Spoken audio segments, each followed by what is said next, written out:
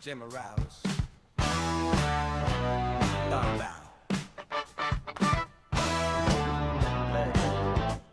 Revelation in the house.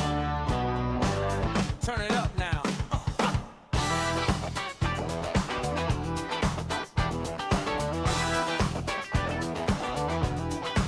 Slide in, sit back, got your mind on spin. Jey talks smooth, revelation jumping. From headlines to the stories you heard, we break it down raw, word after word. You got questions, we got time. Little bit of truth with a sideways smile. Turn that dial, lock in and stay. We're taking that talk all the way. Jey Morales Unbound, gonna shake your mind around from the deep dark doubts to the laughs out loud. Jey Morales Unbound, where the wild thoughts all get found. You can't stop that sound when the truth comes around.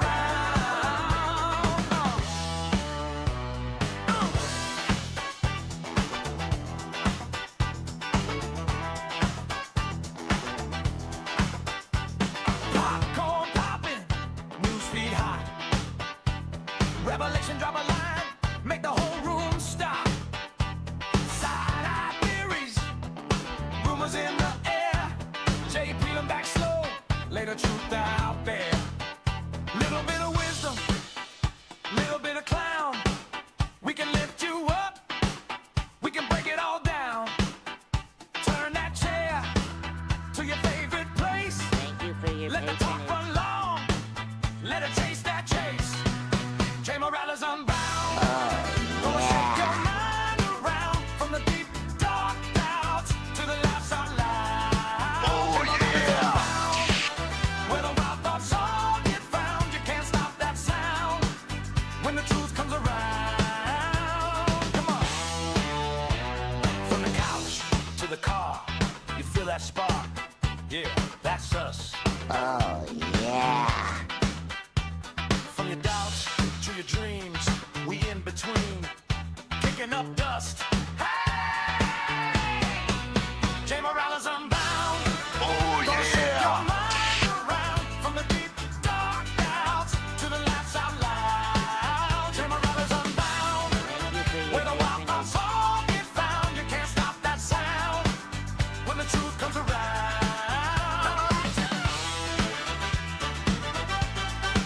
You can't stop that sound when the truth comes around. Jey Morales Unbound. We're back.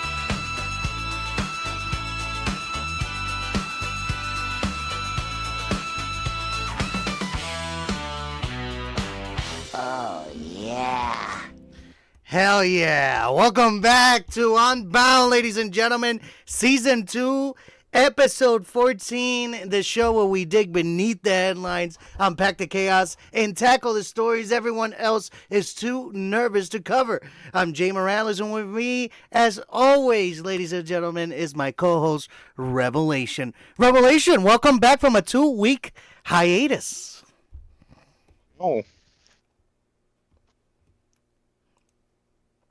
Has it been 2 weeks?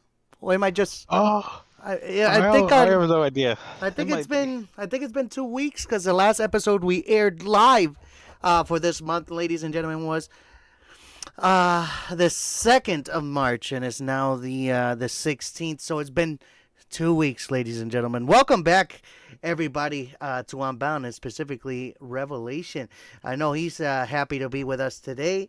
Am I right, Revelation? Am I right?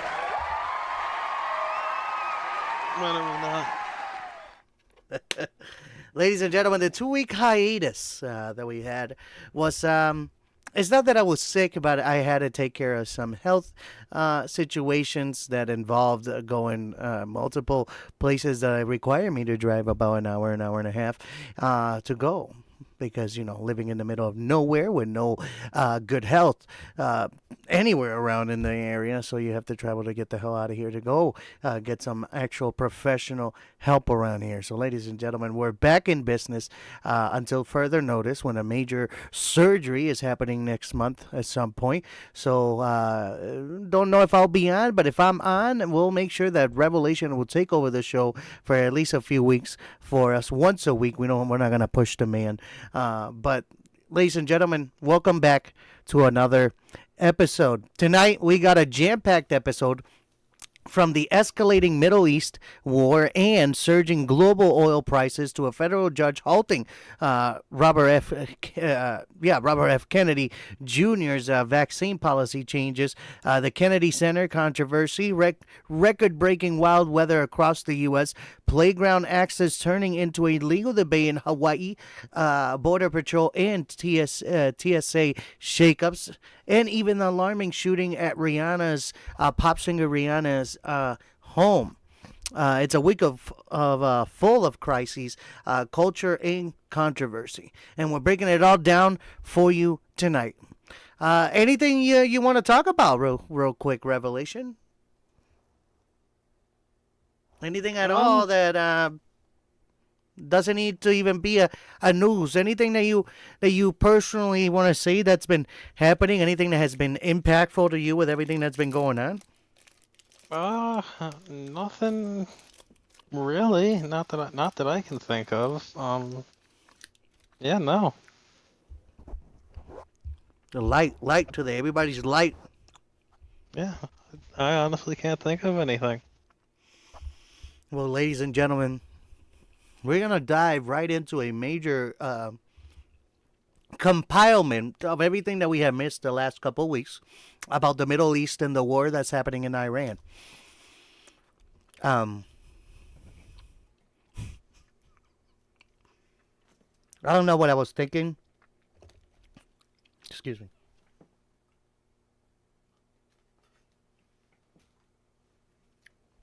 We're back. I'm not taking another bite of a candy. I just hurt my back doing that. Let's get going with this, ladies and gentlemen. By the second week of March, by the second week of March 2026, the war between Iran, Israel, and the United States has entered a new phase. What began in late February as a sudden wave of coordinated airstrikes had grown into a complex regional conflict. Involving missile exchanges, proxy forces, naval confrontations, and mounting global economic consequences. The period right now we're going to talk about is from March 9th to today, March 16th. Illustrates how rapidly the conflict has evolved, not only on the battlefield, but across diplomacy, global markets, and civilian life throughout the Middle East.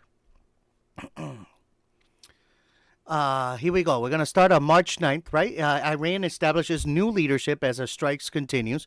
Iran formally confirmed that Mojtaba Khamenei,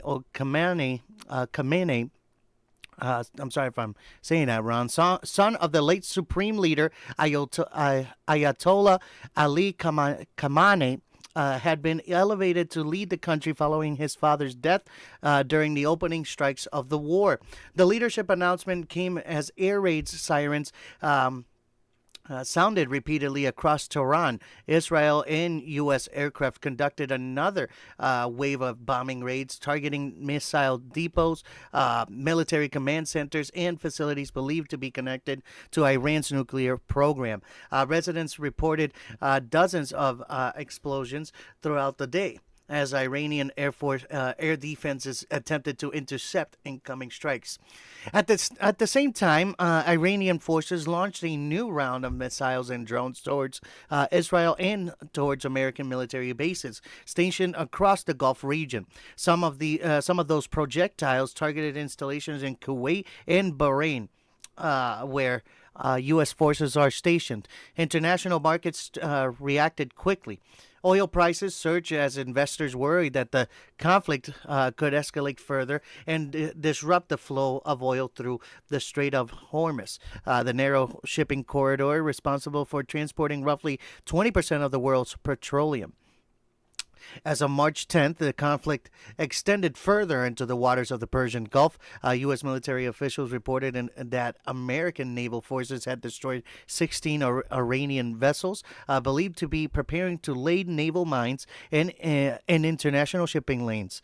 Naval mines are considered one of the most effective methods for blocking the Strait of Hormuz. In the United States, said that the strikes was intended to prevent Iran from closing the vital shipping corridor. Iranian officials condemned the attack, warning that any interference with their maritime operations could lead to a broader retaliation across the Gulf. Meanwhile, missile exchanges between Iran and Israel continued, with Israel defense systems intercepting several incoming missiles at major cities. As of March 11th, after that, the war showed little sign of slowing. Israel and American aircraft continued targeting Iranian military installations, while Iran maintained its strategy of launching missiles and drones towards Israeli territory. Despite the continued fighting, the U.S. President Donald Trump told reporters that the war might be nearing its conclusion, claiming that most of Iran's major military infrastructure had already been destroyed. Military analysts were skeptical. While many Iran's fixed installations had been damaged, experts noted that Iran still possessed mobile missile launchers and the ability to coordinate attacks through regional allies such as Hezbollah. As of March 12th, the regional impact of the war became increasingly visible in Lebanon, where Hezbollah forces had entered the conflict in support of Iran. Israeli airstrikes targeted Hezbollah weapons depot and command centers in southern Lebanon and parts of Beirut. In response, Hezbollah launched dozens of rockets into northern Israel, triggering air raids, sirens, and forcing residents into bomb shelters. Thousands of Lebanese civilians began fleeing the affected areas, and humanitarian organizations warned that the displacement crisis could worsen if the fighting continued. On March 13th, the U.S. forces carried out one of the most significant military operations of the week when they launched a large-scale strike on Karg Island, a critical hub of Iran's oil exports located in the Persian Gulf. More than 90 military targets were hit during the operation, included missile bunkers, radar installations, and naval facilities used by Iran's Revolutionary Guard. Although the strikes avoided directly destroying oil storage facilities, the attack highlighted the strategic importance of Iran's energy infrastructure and raised concerns that the war could eventually disrupt global oil supplies. On March 14th, the human cost of conflict had become increasingly severe. Israel strikes connected to the conflict with Hezbollah killed hundreds of people in Lebanon, including civilians and emergency responders. Hospitals in southern Lebanon reported being overwhelmed by the numbers of casualties arriving from nearby towns. At the same time, Iranian missile launches towards Israel continued, though at a somewhat reduced pace compared with the opening days of the war. Military officials on both sides indicated that neither country was prepared to de-escalate, suggesting that the conflict could continue for weeks or even months. On March 15th, tensions escalated further when Iran's Revolutionary Guard issued direct warnings against Israeli Prime Minister Benjamin Netanyahu, promising retaliation for the strikes that killed senior Iranian leaders. Netanyahu responded by declaring Israel would continue striking Iranian and Hezbollah military infrastructure until both forces were significantly weakened. Meanwhile, diplomatic pressure grew internationally with European leaders urging restraint and warning that the conflict risked destabilizing the entire region. On And as of today, March 16th, the war has entered its third week, and new developments underscored how deeply the conflict was reshaping the region. Israeli forces carried out a new airstrike in Tehran, targeting facilities linked to Iran's missile development and space technology programs. One of the sites struck during the attacks was Iran's Space Research Center, which Israeli officials said had been involved in developing technology that could threaten satellites and military communications. At the same time, Israel expanded its operations against Hezbollah in Lebanon, including a ground push designed to establish a deeper security buffer zone along the Israeli-Lebanese border. The humanitarian consequences in Lebanon had become severe. By this point in the conflict, more than 1 million people have been displaced by fighting and airstrikes, making it one of the largest population movements in the region since earlier Middle Eastern conflicts. Iran continued launching missiles and drones towards Israel and towards countries hosting U.S. military bases. Some attacks reached areas near the United Arab Emirates, temporarily disrupting operations near Dubai's international airport. The war was also affecting global economics. Oil prices surged above $100 per barrel, largely because of fears that the conflict could block shipping through the Straits of Hormuz. The United States released updated casualty figures as well. By today, March 16th, at least 13 American service members had been killed and roughly 200 wounded since the war began. Despite weeks of heavy bombardment, intelligence assessments suggested that Iran's government remained intact. In fact, many analysts believe that the power inside the country is consolidating around the Islamic Revolutionary Guard Corps, which has taken on an increasingly dominant role in directing military operations. President Trump stated the U.S. and Israeli forces had now struck more than 7,000 targets across Iran, significantly degrading the country's missile and drone capabilities.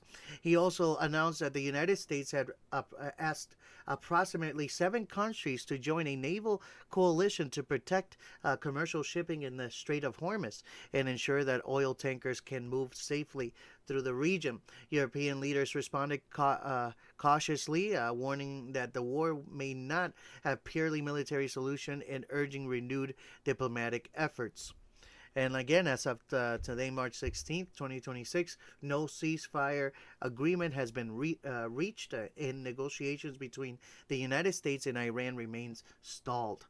3 weeks into the conflict, what began as a rapid series of airstrikes has evolved into a prolonged regional confrontation, one that continues to reshape the political, economic, and humanitarian landscape of the Middle East.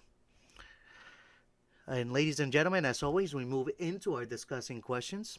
What factors will ultimately determine whether this war expands further or transitions towards diplomacy?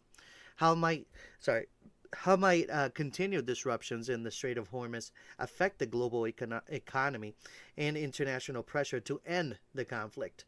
And in what ways could the growing influence of Iran's Revolutionary Guard change the country's political future?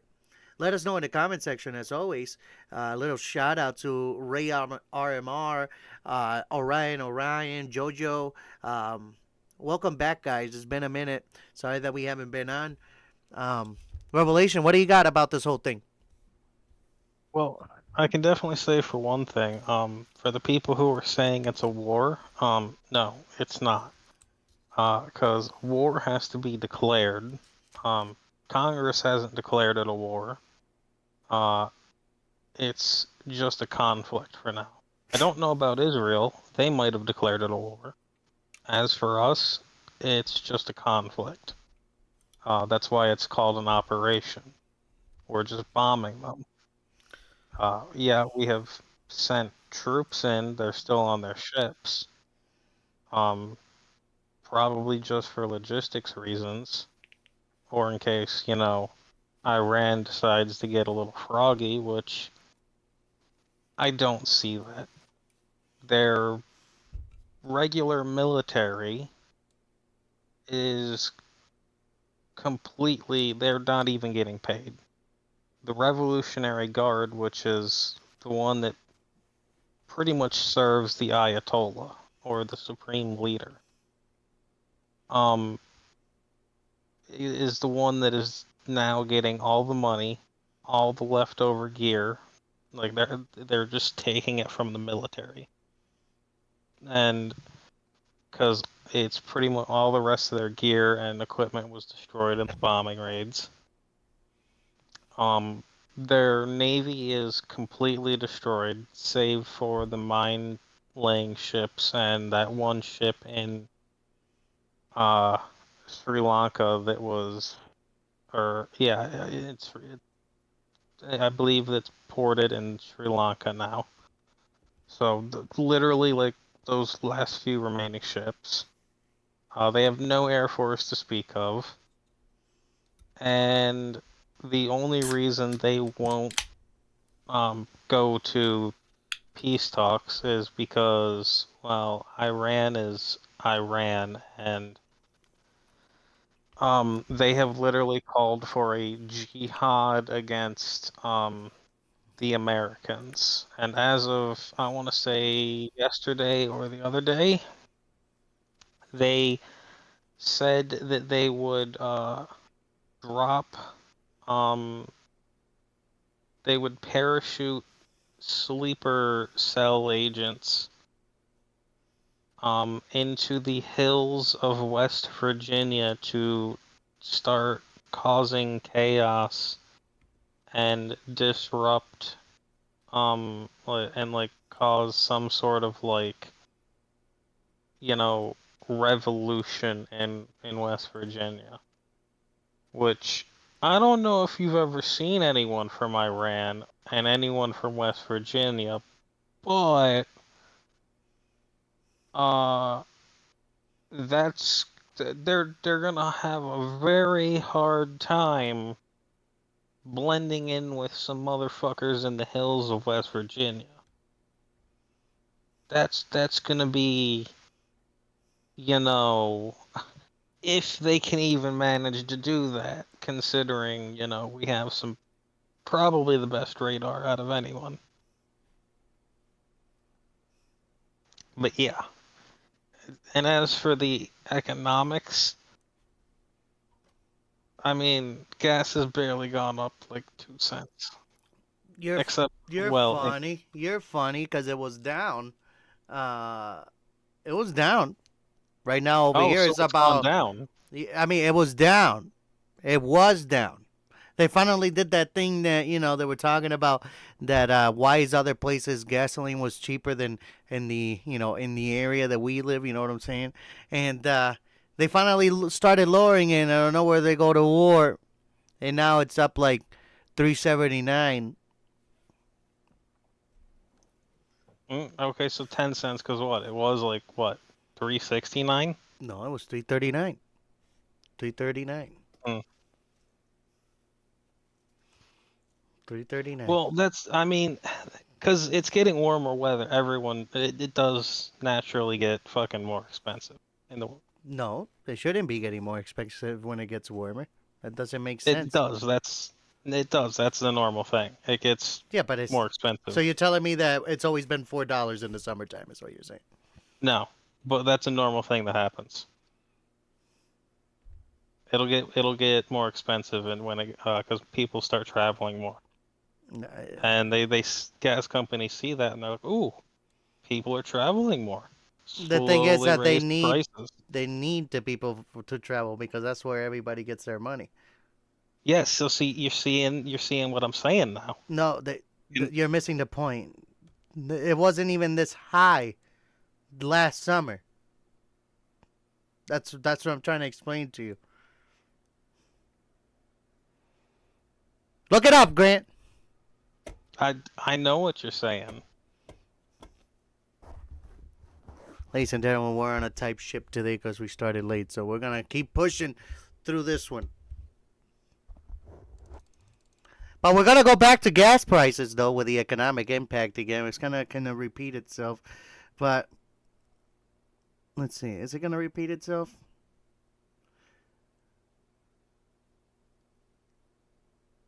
Ah, that's the other thing.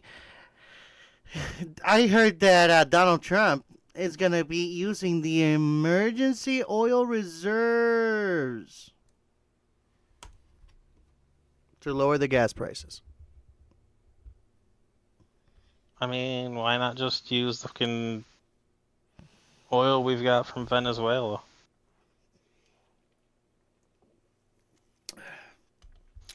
Because you know After that's all, not because you know it that's was not all of it. promised. It's not all of it. It's not from America. That's the problem. It's all a bunch of other investors.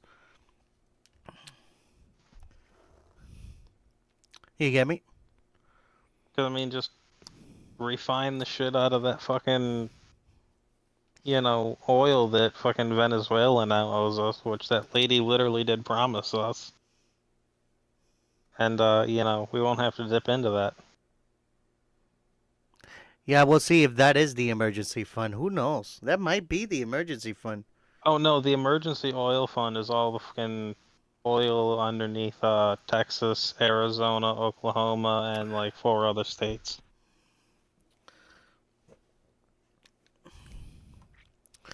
Well, we're Which is gonna. like the second biggest oil like reserves in like the fucking world.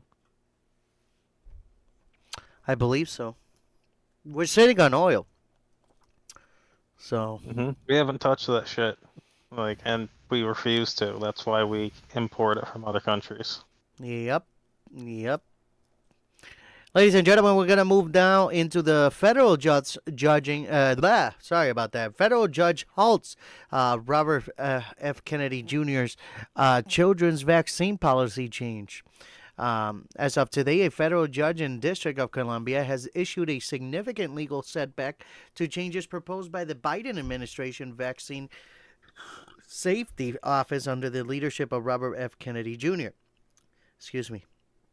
Ruling that certain policy alterations affected children's vaccinations requirements must be paused while the case proceeds through the courts. The ruling comes amid growing debate over federal vaccine policy, a debate that has intensified over the past year as changes promoted by Kennedy's office raised concerns among public health officials, medical organizations, and state governments.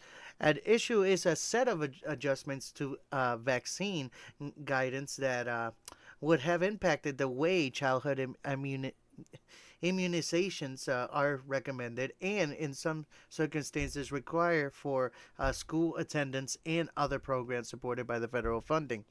The decision was handed down by U.S. District Judge Tanya Chutkan on March 15, 2026, after a coalition of public health groups, state attorneys general, and advocacy organizations filed lawsuits challenging the legality of the policy changes. In her written opinion, Judge Chutkan issued a preliminary injunction effectively halting the implementation of the disputed vaccine policies while the litigation continues. The vaccine policy adjustments originated from the Federal Vaccine Safety and Innovation Office, a new entity established within the Health and Human Services Department. Since his appointment in late 2025, Robert F. Kennedy Jr., a longtime vaccine skeptic who has become a controversial figure in public health circles, has spearheaded efforts to revise how some vaccines are assessed, recommended, and administered, particularly for children. Among the proposed changes were revisions to guidance on school entry vaccine requirements, alterations to the evaluation criteria for vaccine safety studies, and adjustments to how adverse reactions are recorded and acted upon within federal programs. Supporters of Kennedy's approach have argued that these revisions would give more weight to parental choice and enhance safety monitoring. Critics, including pediatricians, I'm so sorry about this. Epidemiologists, hopefully I said that right, and public health organizations warned that the changes could undermine well-established vaccine safeguards, weaken protections against outbreaks of preventable diseases, and confuse parents and health providers. The lawsuit and judge ruling legal challenges were filed in early 2026 by a coalition that included state attorneys generals and national medical associations. Plaintiff argued that the vaccine policy changes exceeded the authority granted to the Vaccine Safety Office, bypassed established scientific review processes, and risked jeopardizing existing public health protections. In her March 15 ruling, Judge Shutkan agreed that the plaintiffs had demonstrated a likelihood of success on the merits of their claims, and that allowing the policy changes to take effect could cause irreparable harm, particularly to children and public health systems. The preliminary injunctions mean that the challenge policy changes cannot be implemented while the case continues through the judicial process. Defendants, including the federal government, are expected to appeal the decision. Public health officials quickly welcomed the judge ruling. Leaders from the American Academy of Pediatrics and the Centers of Disease Control and Prevention issued statements emphasizing the importance of evidence-based vaccine policy and urging that any future changes be grounded in established scientific review. Many pediatricians expressed relief that routine vaccinations requirements long credited with protecting children from diseases such as measles, whooping cough, and polio would remain in place for the time being. The response among elected officials was predictably bipartisan. Not bipartisan. Predictably partisan. Several Republican lawmakers praised the judge's decision as a defense of parental rights and due process, while some Democratic leaders described it as a necessary safeguard for public health and scientific integrity. Kennedy himself has signaled that his team will challenge the ruling, calling injunction an example of judicial overreach that stifles innovation and transparency in vaccine policy. His office issued a statement saying would continue advocating for reforms that, in Kennedy's view, increase vaccine safety oversight and parental involvement. Broader implications of the vaccine, this legal battle highlights a deeper ongoing tension in American public health policy, how to balance parental choice against community protection, how scientific expertise should guide public policy, and how federal agencies derive and exercise their authority on matters affecting millions of children. Vaccination policy has long been one of the most effective tools in modern medicine for preventing disease and saving lives. Diseases that once killed or disabled children by the thousands have been pushed to the margins of public consciousness through successful immunizations programs. Yet debates over vaccines, mandates, safety monitoring, and parental consent have persisted, particularly in recent decades. This federal judge's ruling, by pausing policy changes before they could be enacted, sends a clear message about the judiciary role in reviewing public health and decisions. And interpreting the limits of executive authority, of course. As the legal challenge moves forward, the outcome could have ripple effects on not only for vaccine policy, but also for how future public health guidance is developed, reviewed, and implemented. Whether this decision leads to legislative action, further judicial decisions, or shifts in administrative policy, the implications for the public health, parental rights, scientific governance may be felt far beyond the courtroom. Now, as always, we have discussing questions here. What are the potential risks and benefits of revising childhood vaccine policies at the federal level? And who should have the authority to make those decisions? Should courts balance public health protections with claims of executive overreach in cases involving medical and scientific regulation? In what ways might this legal battle influence public trust in vaccines, public health institutions, and the government more broadly? Let us know in the comment section. As always, Revelation, what do we got? Man, I still remember when the whole entire, people not wanting to give their kids vaccine thing was, oh, my kid's gonna get autism, so I'm not gonna give them a vaccine. Right, right. I remember when that was the whole entire, issue on vaccines thing. Yeah, that was a Like, big deal back then. now it's, there's always gonna be issues on vaccines, I don't know. I honestly don't give a shit. Like, it's like, okay, honestly, just get your kid fucking vaccinized. Like, come on now. If they gotta go interact with other fucking kids, considering they're 3, 4 years old, vaccinize them. Come on now, be smart about it. It's not like they're your age, where they have a fully healthy immune system. Right? I don't know. I could just be getting old and, thinking logically. Yeah. Well, moving on. Let us know in the comment sections again. What do you think about the vaccines? Should kids go to school vaccinated? Duh. That's a no-brainer. They should. I thought you were like, duh. Duh. Yep. Kids should be vaccinated, ladies and gentlemen, or you're gonna spread something that it could be incurable for your child or mine. So make sure to vaccinate your children. We're gonna move now with the battle over the Kennedy Center.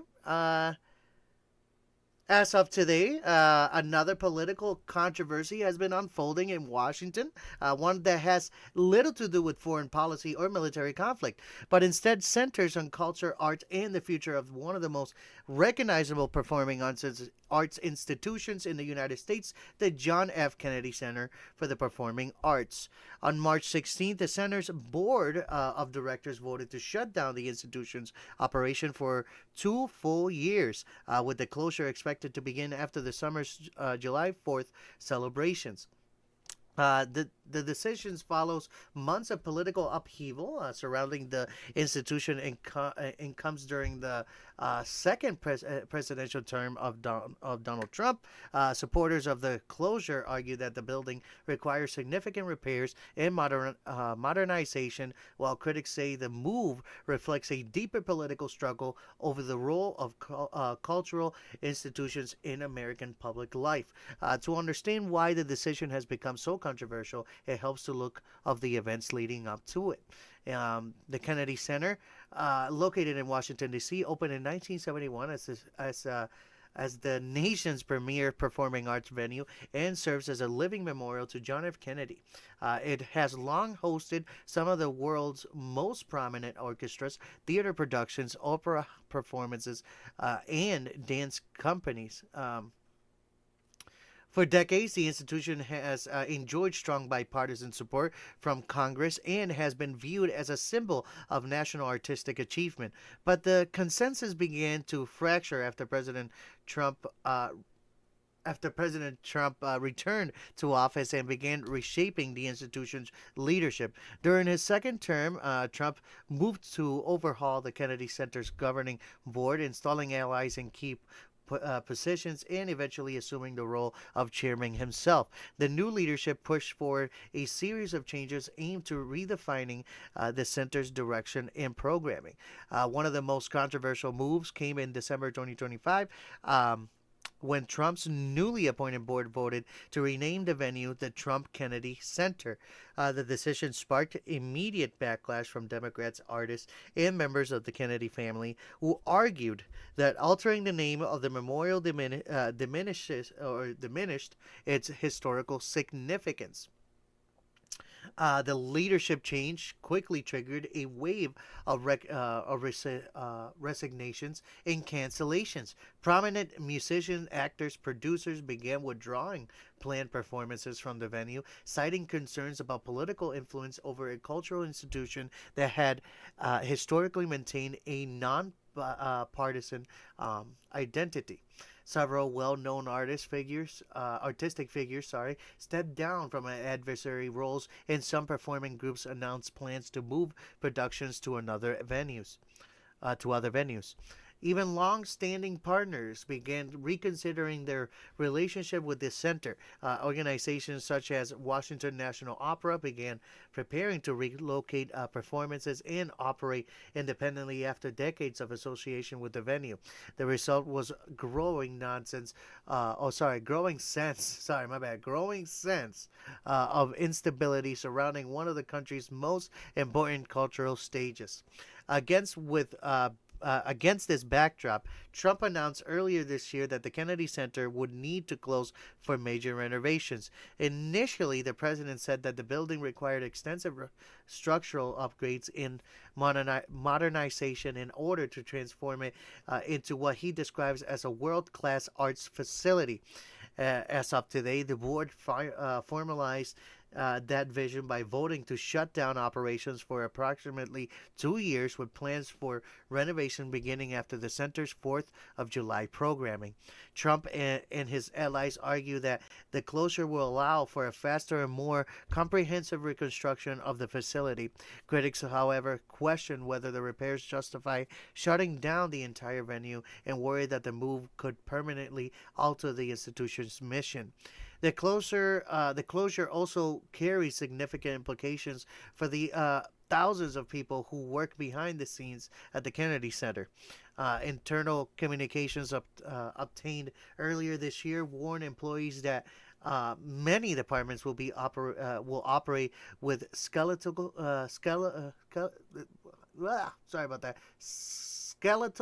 teams during the renovation periods, with some positions eliminated entirely or temporarily suspended while the building is closed.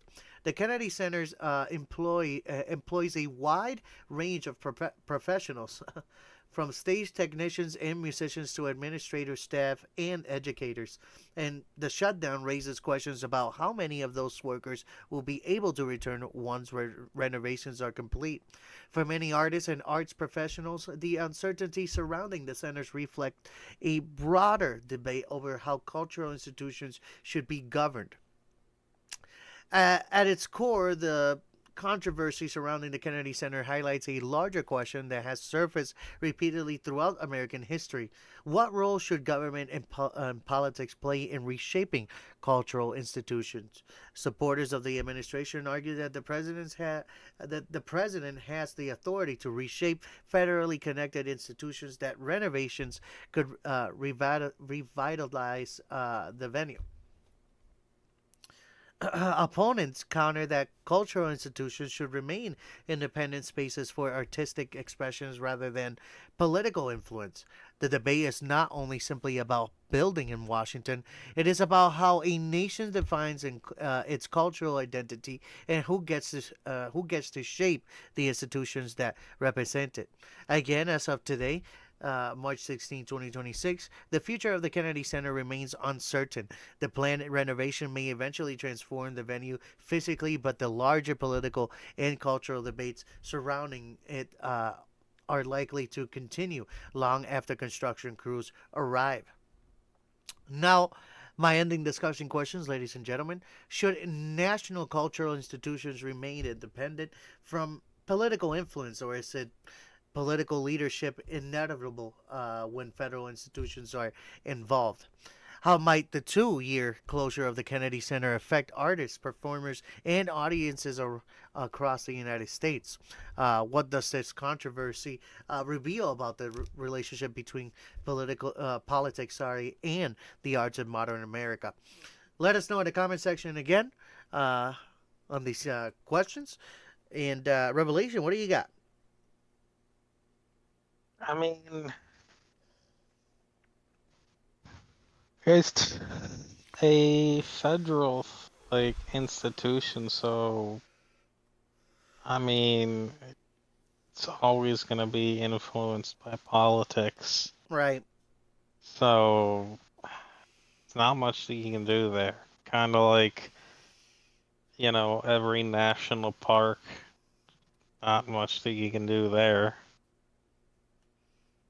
Like, it's like they're given funds by the government, so, and like, yeah, that's a benefit because they can help stay afloat even when, like, oh, the city isn't giving them funds that they're based in, so that's a good thing.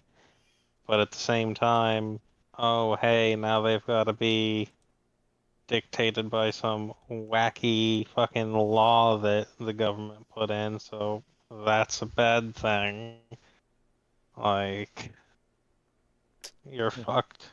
Like, one side, but, you're not fucked on the other side. Right. Well, ladies and gentlemen, there's that. Now we gotta move on to this wild weather across the United States, a climate collision. And we have witnessed it, ladies and gentlemen, here in Western New York. We had summer, practically, right? Right, Revelation? We had summer. Yeah, It we was, did. it was It was amazing. like And now we have a 60-some foot of snow degrees. outside. Now we got a foot of snow outside within 2 hours. Well, however many hours since it started. We got a whole foot of snow. Yeah, it's like 2 inches over here. Because it's up to my ankles. I went outside before we started the show because I had to find my glasses. And yeah, it's up to my ankles. I Why can't did believe you it. go outside to find your glasses? Were you throwing your glasses out in the snow? No, they were in the van. They were in the van. I was about to say, what the fuck? Anyway, ladies and gentlemen, a remarkable and unsettling pattern of extreme weather is sweeping across the United States, and it is going so and it is doing so with a breadth and intensity that many meteorologists say is rare, even for spring. From blizzards in the north to triple digits heat in the southwest, from tropical style my God, I don't think I ever said this before. Deluges in Hawaii, Hawaii, to powerful winds events in the east. Nearly every form of severe weather has appeared across the country in a single 24-hour period, and it truly has. On Monday, meteorologists observed blizzard dumping feet of snow around the Great Lakes, powerful winds ripping through the eastern seaboard, with tornado threats and Arctic cold plunging into regions still expected early spring mildness. At the same time, a heat dome built over the southwest, threatening record-shattering temperatures of 100 degrees or more in cities like Phoenix, and torrential rain and flooding continued to batter Hawaii. It was in the words of scientists, everything's happening at once. A collision of opposing air masses made possible by an unusually volatile jet stream. To understand why this has happened, we need to look at the invisible I can't speak anymore. I'm so sorry. Atmospheric engines driving these extremes, and how they are being influenced by warming planets. Now, at its simplest, the jet stream is a fast-moving river of air high above the Earth's surface that steers weather systems from west to east across the globe. It usually pattern is a relatively smooth path, but when the jet stream becomes highly wavy, huge ridges and dips form, effectively pulling warm air far north and cold air far south. This spring, the jet stream has become exceptionally warped, creating atmospheric conditions where blizzards, heat waves, windstorms, drought, and flooding can all occur in the same period. Meteorologists have described the pattern as more like a roller coaster than a steady river of air. Much of this comes down to the temperature difference between the Arctic and the tropics. Normally, a strong contrast keeps the jet stream flowing swiftly and consistently, smoothing out extreme excursions. But as the Arctic has warmed faster than almost any other region on Earth, that temperature difference has shrunk. Scientists have found that this reduction tends to weaken the jet stream and make it meander, leading to prolonged and extreme weather patterns. This spring, that weakening has allowed cold Arctic air to plunge deep into the heartland, even as warm, unstable air surges northward from the subtropics, creating a perfect storm of conflict temperatures. The result, wild and dramatic weather contrasts across the country. From blizzard to heat dome, a country under extremes. Take a moment to picture the scope here. Give me a moment. All right. Sorry about that. Northern plains and Great Lakes are battling heavy snow and blizzard conditions as cold Arctic air dives south. The eastern U.S. faces damaging winds and severe storm threats as weather systems driven by the jet stream clash with lingering winter air. The Southwest is under a development heat dome that could push temperatures into the triple digits, unusually early in the year and far above typical March records. Hawaii continues to endure heavy rain and flooding from an atmospheric river system fueled by an unusually warm Pacific waters. Drought persists in more than half of the country, setting the stage of an early and intense fire season, especially in the West.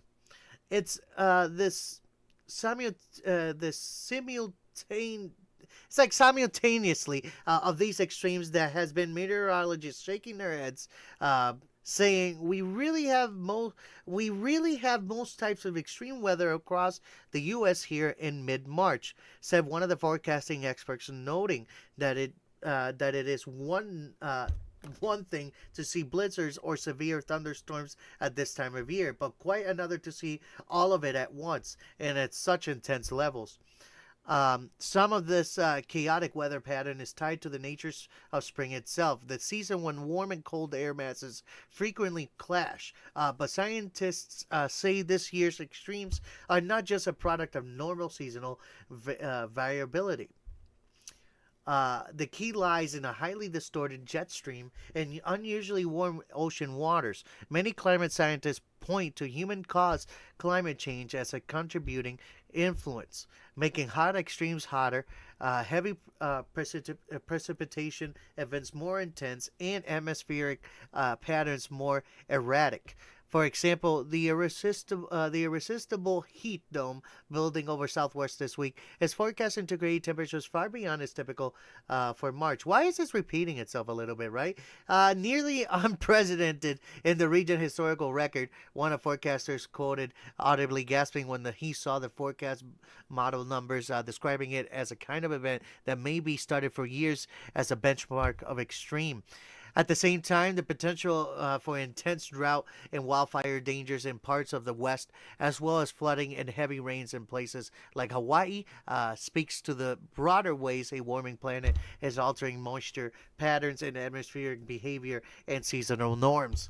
While scientists are cautious to attribute any single weather event directly to climate change, many agree that the extremity and frequency of these extremes fits within what we expect in a warming world, a jet stream that swings widely air masses that carry one more moisture and energy stored in the atmosphere that can intensify storms, heat waves, and weather contrasts. Meteorologists suggest that some relief in extreme patterns may arrive after the spring equinox later this month, when the jet stream gradually begins its seasonal transition. But the broader lesson is clear. In a changing climate, atmospheric dynamics that once followed more predictable seasonal pattern are becoming increasingly erratic, making wild swings between cold and heat, drought and flood more common. And while these extremes may settle temporarily with the arrival of spring, the full implications for public safety, infrastructure, agriculture, and daily life are only beginning to be understood. Now, ladies and gentlemen, as always, we have ending discussing questions. How do you think events like simultaneous heat waves, blizzards, and storms should change the way we prepare for weather in the United States? What role do you believe climate change plays in extreme weather events, and how should that influence national policy and public planning? In your community, what changes, if any, are you seeing in the weather patterns, and how are people adapting to them? Let us know in the comment sections. And Revelation, I know that we had like powerful winds the last like 3 days. Uh, did you have a lot Power of went trees down? Power went out. I know. Yeah, the tree went up the street from me. Fucking fell on the house up there, and then the neighbor's tree fell in the middle of the road. Wow. And I'm like, what the? Like around like 4 o'clock, I'm like, yo, what the fuck was that noise? And then come to find out, that's what ended up happening. Yeah, so it was like it was pretty windy. Stay safe out there, ladies and gentlemen. Make sure that you are ready for the changes that are coming at us in next. I'm guessing the next decade or so, because this weather's gonna be insane. Now, we're going to move into this craziness that's happening down in Hawaii. Families want playground access but could face criminal charges.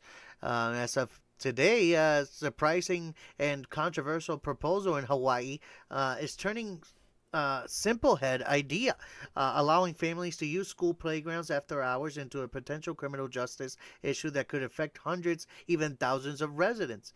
For years, parents and community leaders across the island have made the same request to Hawaii Department of Education: open school playgrounds, fields, and recreational spaces to the public when classes aren't in session. In many neighborhoods, especially in parts of Honolulu and on the Big Island, these school grounds serve as the de facto parks for families who don't live next to formal city playgrounds. On weekends and holidays, parents and caregivers bring their children to playgrounds to play on swings, run around grass fields, and socialize with neighbors, creating informal community hubs that double as places for exercises and connection.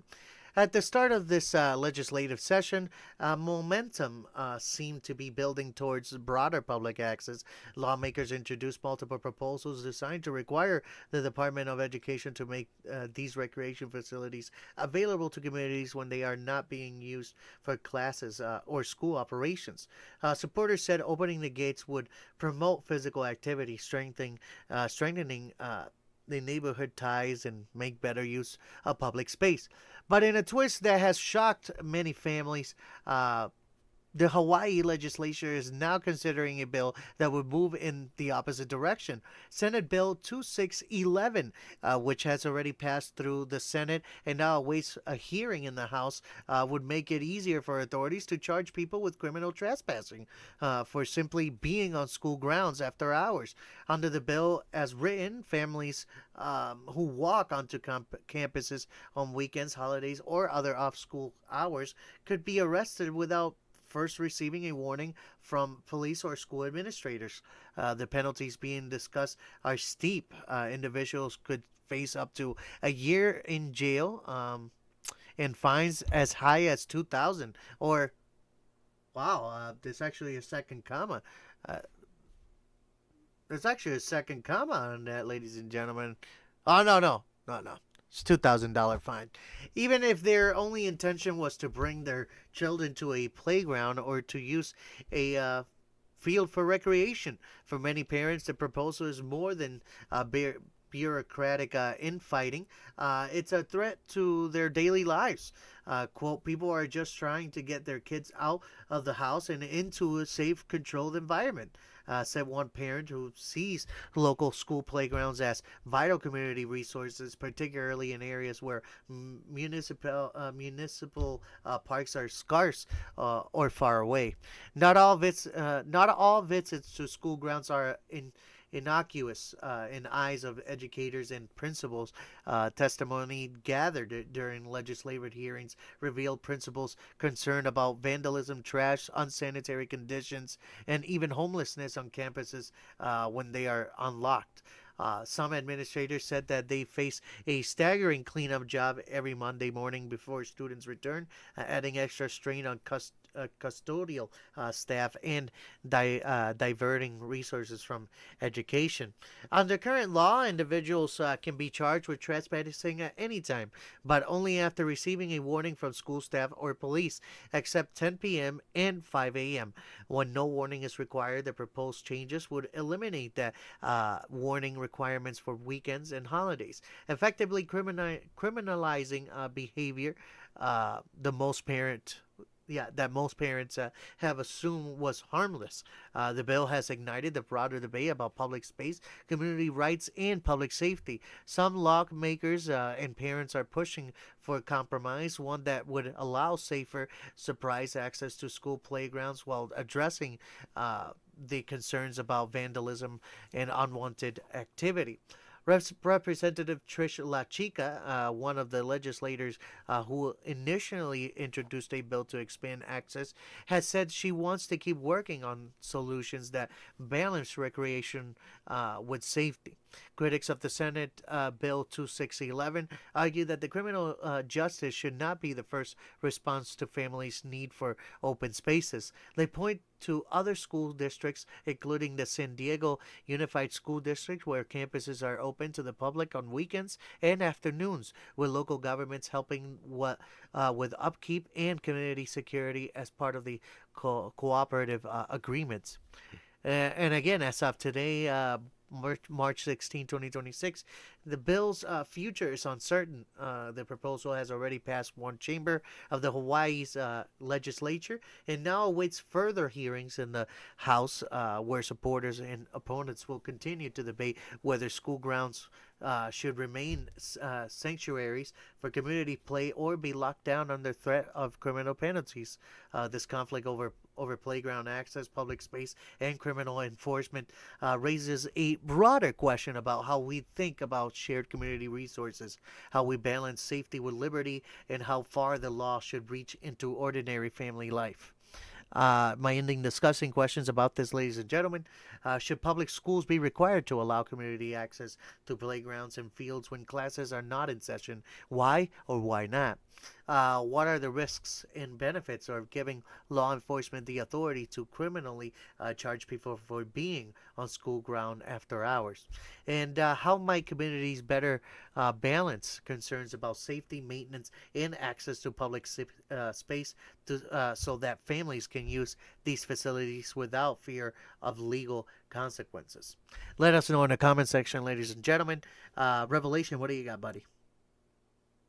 So I'm all for after hours, but never once when I was in like elementary and middle school did I see a single Mufkin family allowed access to the playground or any like facilities like that in any school that I attended, unless they were like friends of like the superintendent or principal, like, you know, kind of like that. So they like were buddy, you know, kind of deal.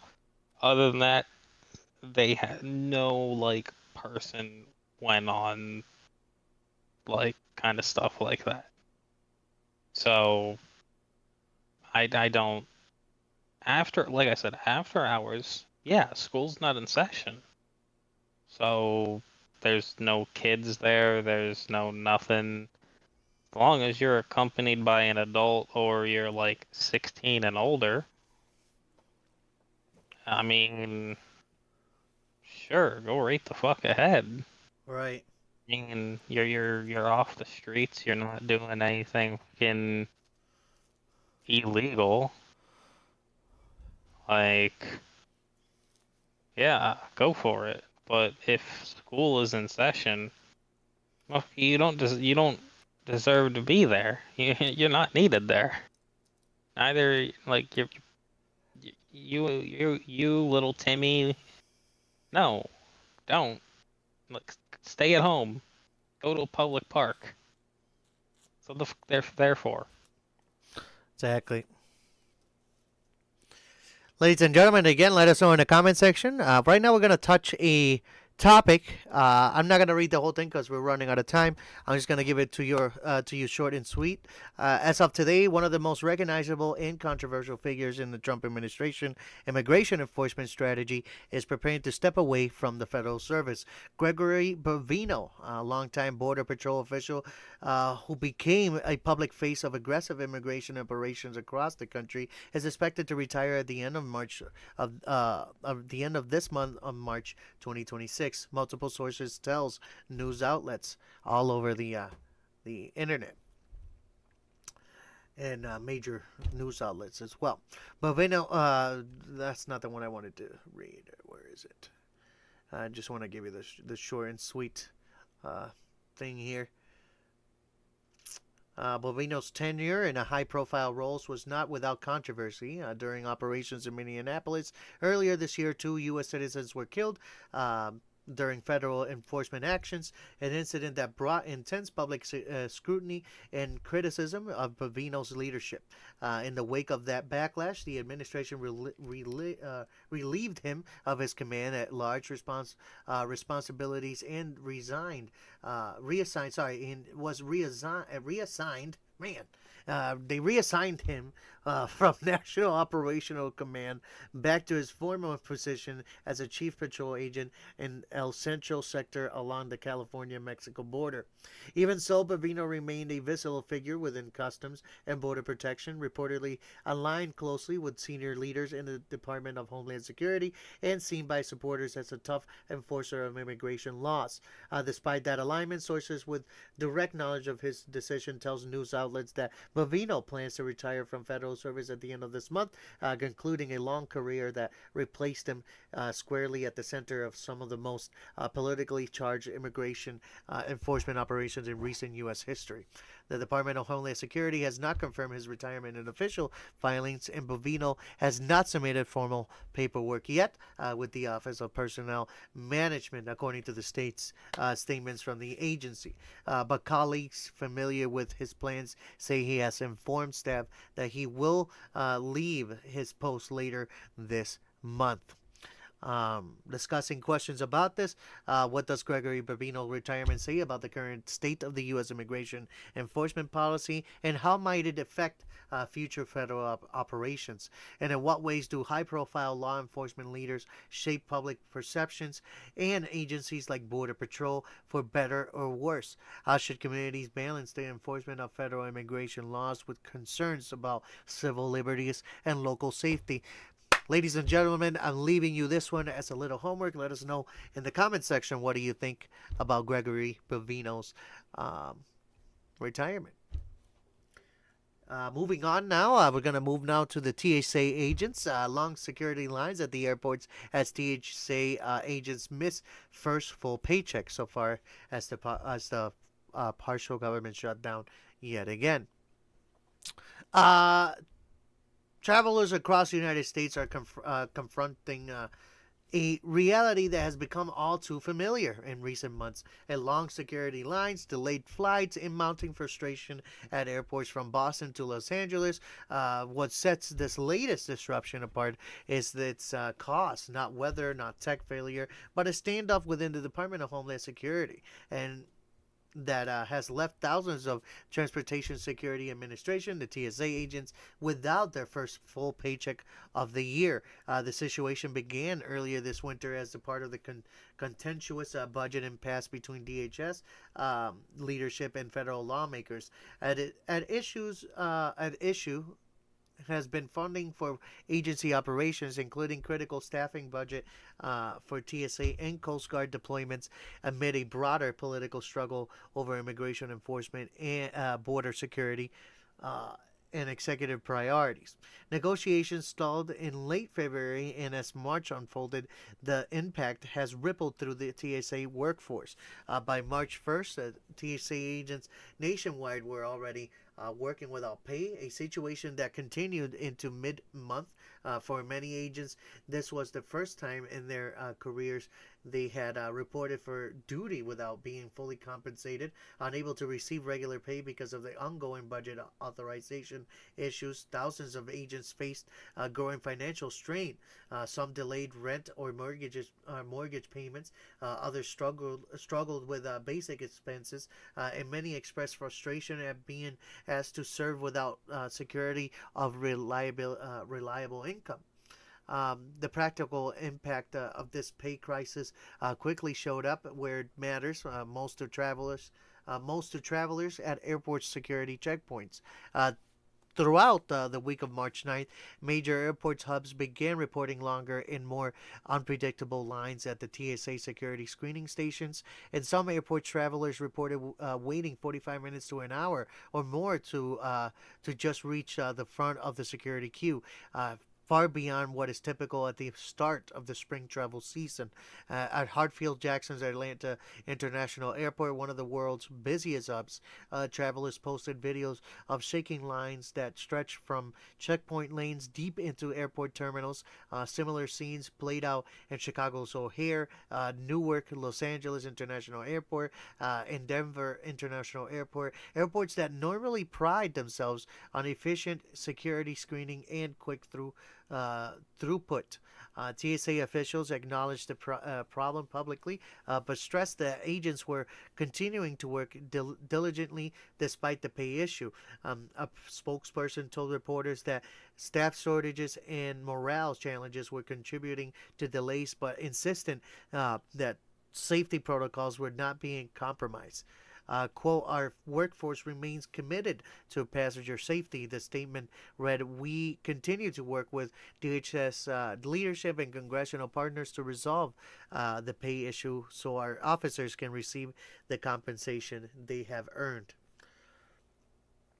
Travelers, however, were quick to express frustration. Quote, I get that they're doing their best, one passenger said at Denver International Airport on March 10th, but when you're waiting in line for nearly an hour and missing your flight, that's not acceptable. Some passengers adapted by arriving at airports 3 hours or more before departure, a practice normally associated with international flights, not domestic travel. Airline issued warnings advising travelers to allow extra time, and some carriers even rebooked passengers whose flights were missed because of lengthy security waits. Union leaders for TSA agents pointed to the missed paychecks as the root cause of staffing and morale issue. More agents were reportedly calling in sick and requesting time off simply because they could not afford to work without compensation, directly reducing the numbers of personnel available to staff checkpoints. They are asking people to do an essential job without pay. Union representatives said that's not sustainable. The standoff in Washington shows no sign of ending. Congressional leaders have traded blame with DHS officials, with each side accusing the other of failing to secure the necessary funding to keep the agency fully operational. Democrats argue that border security resources have been excessively prioritized over routine operational needs, while Republicans counter that broader DHS funding should be reined in until immigration reforms are enacted.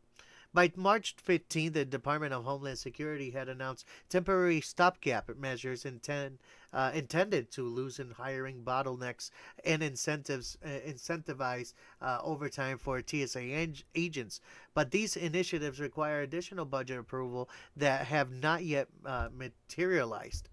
Travel industry analysts warn that if the pay issue persists, airport security delays could become even more widespread, potentially dragging into the spring and summer travel seasons when passengers volume typically surges. For now, travelers are left adapting as best as they can, arriving earlier, bracing for lines, and hoping that the bureaucratic standoff behind the scenes doesn't derail their plans entirely. For many TSA agents, a workforce that plays an indispensable role in aviation safety, the months ahead remain uncertain, with mounting concerns about finances, morale, and ability to do their best. The ability to do their jobs effectively. This unfolding situation underscores how political gridlock and budgetary disputes can have direct everyday effects on people's lives, from border security and immigration policy to the frustrating reality of waiting in line at an airport just to get home. Now, ladies and gentlemen, my ending discussing questions about this. How should Congress and DHS leadership balance political priorities with the need to ensure essential federal workers are paid and operational? What long-term impacts could prolonged airport security delays have on the U.S. travel industry and public perception of federal agencies? In what ways might the situation influence future debates about federal budgeting, worker protections, and agency funding priorities? Now, let us know in the comment section, ladies and gentlemen. We're not going to answer these questions. We have answered these questions before. I think Revelation can even just give you a quick 1-second answer, because we have talked about this. It's been a topic that's been brought up for the last, like 7 months now. So, yeah. Find out that's episode somewhere when they started doing the shutdown. Find that episode. That's season 1. Some point I think in October. I think it might be an October episode. Ladies and gentlemen, in my final topic here, until we pass it over to Revelation, woman accused of shooting at Rihanna's pop singer Rihanna's home, charged with attempted murder. A dramatic and alarm incident involving one of the world's most famous musicians has moved from breaking news into the courtroom. Ivana Lisette Ortiz, a 35-year-old woman from Florida, has been formally charged with attempted murder and a series of other felonies after allegedly firing a semi-automatic weapon at the Los Angeles home of singer Rihanna while she and her family were inside. The shooting occurred on Sunday, March 8th in the upscale Beverly Crest neighborhood of Los Angeles around 1:20 p.m. local time. Police say Ortiz approached the gated property in a vehicle and fired multiple rounds from a semi-automatic rifle towards the mansion. Bullets punctured the front gate, struck an Airstream trailer on the property, and hit a neighboring house, but no one was injured. At the time of the shooting, Rihanna, the 14-time Grammy Award winner, was home, along with her partner, rapper A$AP Rocky, and the 3 children, and Rihanna's mother. According to law enforcement officials, 2 staff members were also present at the residence, highlighting just how close the incident came to causing tragedy. Police officers located and arrested Ortiz roughly 30 minutes later in the Sherman Oak area of Los Angeles. She was taken into custody without further incident, and authorities recovered the rifle and spent shell casings. On Tuesday, March 10th, prosecutors in Los Angeles County filed 14 felony counts against Ortiz, including 1 count of attempted murder, 10 counts of assault with a semi-automatic semi-automatic firearm, and 3 counts of shooting at an inhabited dwelling. The charges reflected the seriousness with which county officials are treating the case.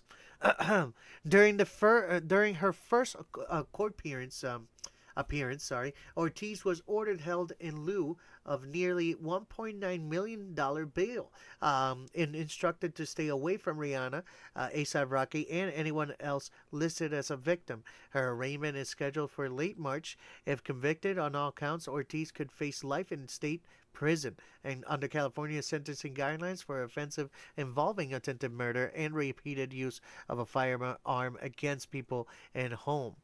Prosecutors described the attack as willful, deliberate, and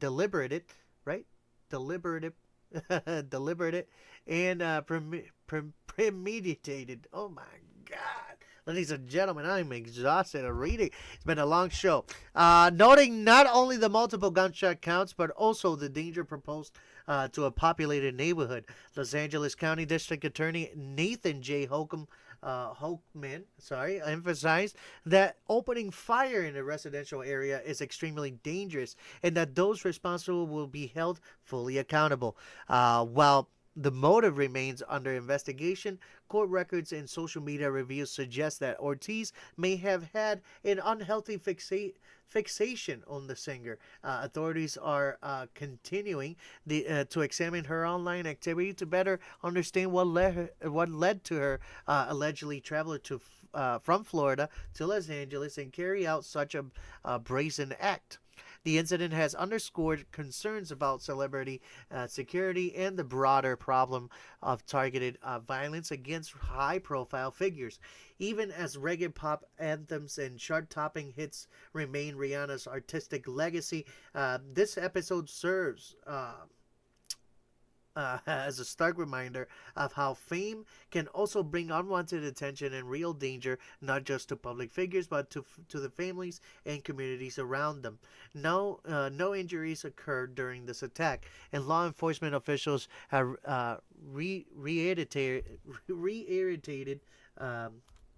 hopefully I'm saying that right, reiterated that the swift arrest and strong charges against Ortiz reflect their commitment to public safety and accountability.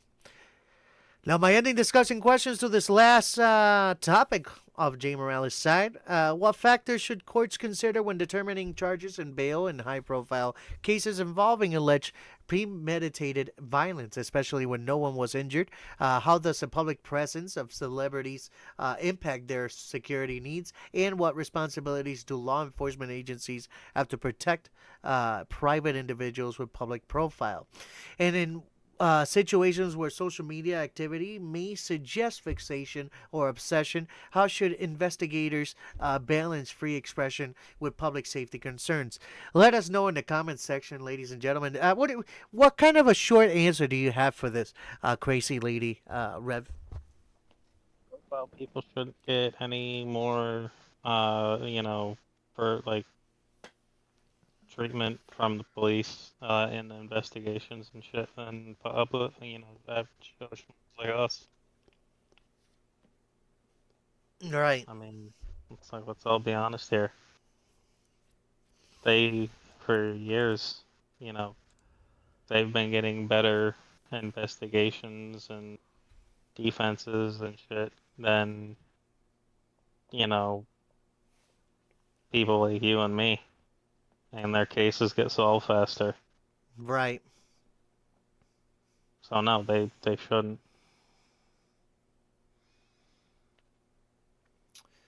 Well, ladies and gentlemen, before we move it over to our good friend Revelation, this show is always brought to you by the Kville Hotel and Tavern, ladies and gentlemen. They're open from Wednesday to Sunday, 4 to 9 Wednesday and Thursday, 4 to 10 Friday, 12 to 10 Saturday, and Sunday 12 to 8. They're located down in Klein-Feltersville, Pennsylvania, 2647 Heidelberg Avenue, of course, in Klein-Feltersville, Pennsylvania. Again, the phone number is 717-949-8413. Again, 717-949-8413. And give them a call if you have any questions of their food, their location, and any questions for reservations. Again, the Kville Hotel and Tavern, located down in Klein-Feltersville. Seth and Jamie will treat you like family. Also, Atlas Epoxy Floors. Atlas Epoxy Floors, ladies and gentlemen. I don't know if you know our good friend Bradford Kelly. He works on epoxy. He can travel anywhere across the U.S. wherever you need anything epoxied. He works on garages, basements, patios, lobbies, countertops, you name it. Just contact him at 203-496-6386. He's located down in Milford, Connecticut, but again, he can travel anywhere in the East Coast, mid to the East Coast of the United States, and for a good price or anything, relatable where he could be in the United States, please give him a call again at 203-496-6386 or contact him through the email at brad.kelly@atlasepoxyfloors.com or visit his website at www.atlasepoxyfloors.com for any more details. Ladies and gentlemen, again, Bradford Kelly at Atlas Epoxy Floors. And finally, we got Velocity Modern Classics, another special sponsor. Shout out to Eddie Weber, the number 13 race car driver, one of the best workers right now of the industry there in Velocity Modern Classics. You can contact them at 850-466-1810 for any questions on their vehicles that they work on. Can also visit their location at 15 East Quintet Road and Cantonment, Florida. Cantonment. They're open from Monday to Friday, 8 a.m. to 6 p.m. So make sure that if you have any questions, contact them at 8 a.m. or between 8 a.m. and 6 p.m. Yeah. They do great work. Check out the video I have posted on my channel of them selling an F100 and an F250. Yeah. What else do we have? That's right. We also have a good friend, Producer Mike, from the Producer Mike Presents channel on YouTube. We're on every Tuesday, now at the new time of 9 p.m. Eastern Time. Come and check us out. We have redone the whole show. Right now, we're doing oh my God, a tournament of me and the audience on Connect 4. So bring it on. Come and visit us on every Tuesday and see if you can beat Jey Morales on Producer Mike Presents the Unbound show. Yes, it's called the Producer Mike Presents in the Jessup Show Legacy because we used to do a podcast called the Jessup Show Podcast with a comedian called Steve Jessup. Also known as Mark Ryan, if you know who he is. So come down and visit the channel and subscribe. You won't want to miss it. Without further ado, ladies and gentlemen, we're going to pass it over to our good friend Revelation to give us the topics of the day. I'm guessing, Revelation, you might have a recall? In a minute. But first, for those of you who like Coca-Cola, they are bringing a new flavor exclusively to Walmart. Okay, so we all know how McDonald's does the Shamrock Steak. Shamrock Steak, that'd be gross. The Shamrock Shake. Starbucks does their stupid pumpkin spice latte. At least in my opinion. Some of you may like that. And they come back every year, predictable times, yada yada. Well, here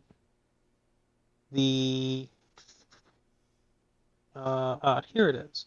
Coke will be launching a new flavor exclusive to Walmart.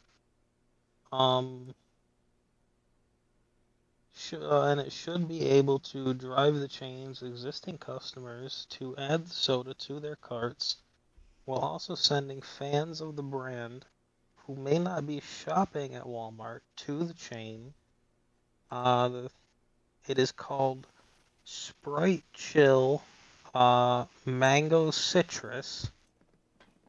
This is a sequel to last year's Strawberry Kiwi flavor and is available in 20-ounce bottles, full sugar only, and 12 packs, regular and zero sugar. The Coca-Cola Company released the original Cherry Lime Sprite Chill as a limited time offering the same week they released the Coca-Cola Spiced permanently. 2 years later, Coca-Cola Spiced, blah, blah, I don't know what the fuck this is about. The new Sprite Chill will follow in the footsteps of the original, pairing a new fruit flavor with the fruits already present in the OG Sprite. In the very future, will all be brand bright chill mango citrus. He added. What else does it have to say? Does it say when it is going to be added? No. No, it seems it does not. No, it does not seem. But yeah. So mango citrus is the one that they are going to be adding, and I don't know about you guys, but one, I love Sprite, and two, that sounds delicious. And as for the other article, let me bring that up. Bibbity bobbity boop. Okay. So the FDA is investigating illnesses linked to raw cheddar cheese from a California farm. The producer, Raw Farm, this is if any of you, who are living in California, God rest your soul. You've probably heard of Raw Farm. Don't know if you have. They have declined to recall two of its products, which are, I might say it here, that Raw Farm's cheddar cheese has been linked to 7 cases of E. coli infections. 4 of the 7 cases in children's ages 3 or younger. 2 patients have been hospitalized. No cases of kidney failure or deaths have been reported. The cases span September 1st to February 13th and have been detected in California, Florida, and Texas. So, okay, wow, apparently they're not just for, California. They're quite ranging. The 2 Raw Farm brand products linked to the outbreak are all sizes of the original block raw cheddar, all sizes of the original shredded raw cheddar. We disagree. So they have said, we disagree 100% with the allegations made by the FDA and CDC, the company wrote in part. All our milk is tested prior to making cheese, and our finished cheese is tested prior to release. We have no customer complaints at this time. In 2024, the company's raw milk was tied to dozens of salmonella cases.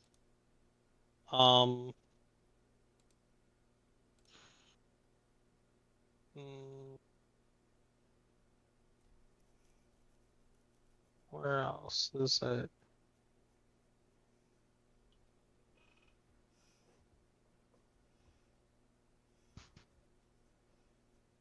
Yeah, so apparently this is the first time that this company has had a track record of, screwing up and fairly, quickly, just basically saying, yeah, no, because we use raw milk, it's basically much superior and not capable of getting icky diseases. So yeah, that's basically what that article is saying. And yeah, so those are my articles. Ladies and gentlemen, we have done it. We have reached the end of the show. Oh, what did I do? Okay.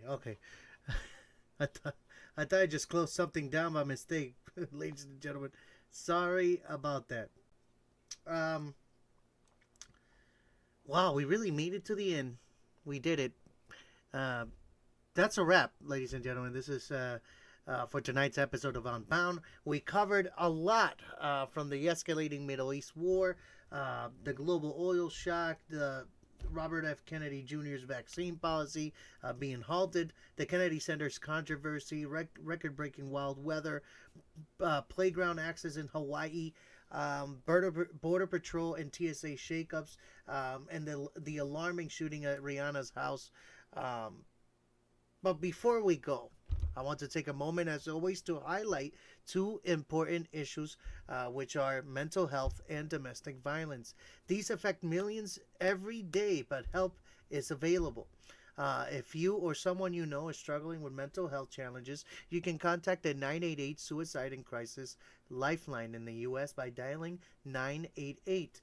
Trained counselors are always available 24/7. For those affected by domestic violence, you can reach the National Domestic Violence Hotline at 1-800-799-7233 for confidential support, safety planning, and connections to local resources.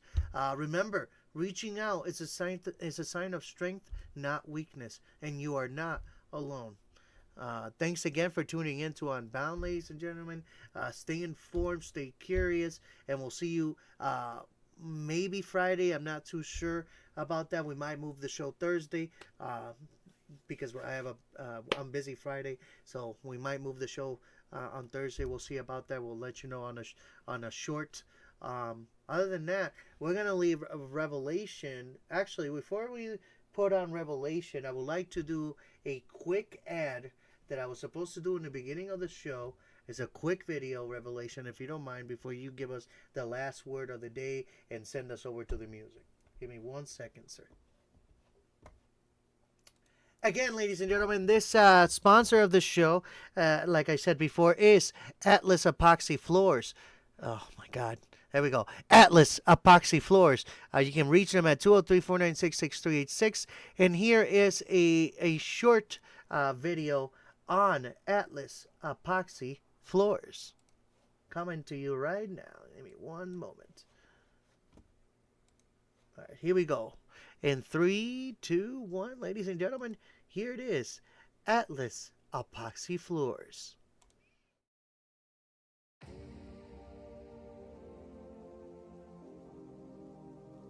Introducing Atlas Epoxy Floors, your premier choice for stunning, durable floors in Connecticut and Greater New York.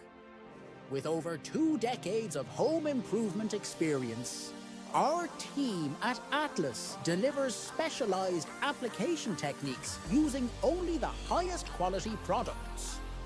We offer personalized one-on-one consultations to bring your vision to life, ensuring flawless results tailored to your space.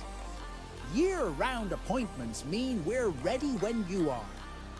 Transform your floors with Atlas Epoxy Flooring, where craftsmanship meets excellence. Call now to schedule your consultation. 203-496-6386. That's 203-496-6386.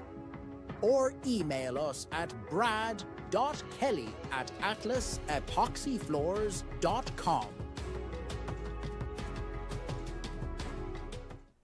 Ladies and gentlemen, that was Atlas Epoxy Floors. Now, we're going to leave you now with Revelation from his last words, ladies and gentlemen, and sending us off to the music. Okay, everyone.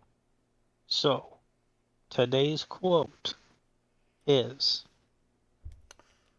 hard work. You know, everyone has hard work. You know, it never killed anyone. But, seriously, we all should never take a chance.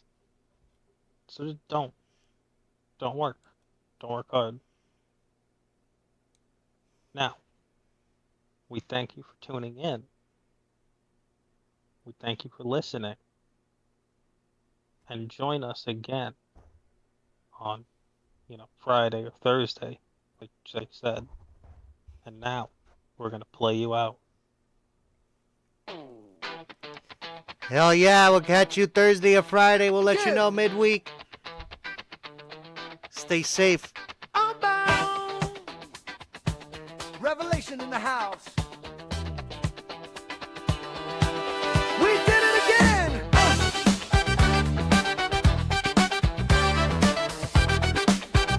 Ow.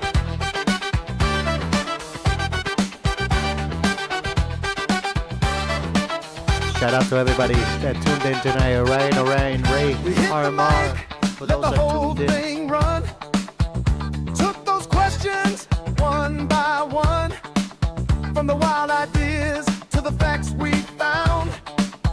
We laid it all out on Unbound. Jay set the tone, let the convo breathe. Revelation jump in with the wait and see. From the first what if to the last breakdown, we took that road, we went around, we talked it out, we broke it down, turned that noise into real sound. If you stayed with us all the way, you heard the truth in what we said. We chased those rumors, those claims, laughed a little, played them games.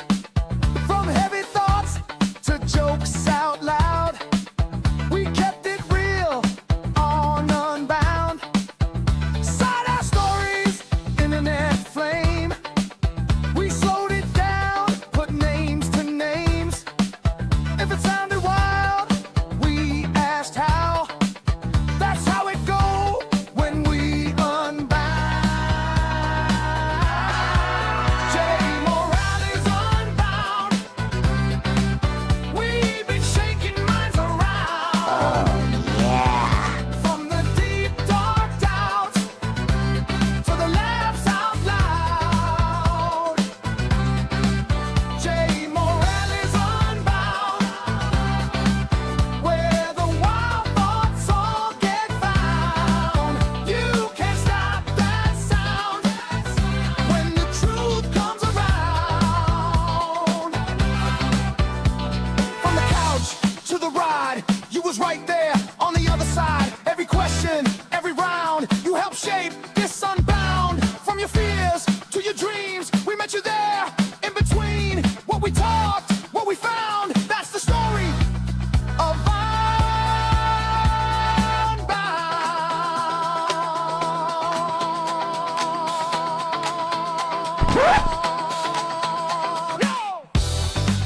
Jey Morales unbound. Yeah. We've been shaking minds around.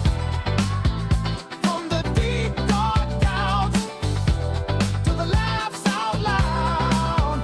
Jey Morales unbound. Where the wild thoughts all get found. You can't stop that sound The cream of the crop. when the truth comes around. But the cream rise to the top, oh yeah. Comes around.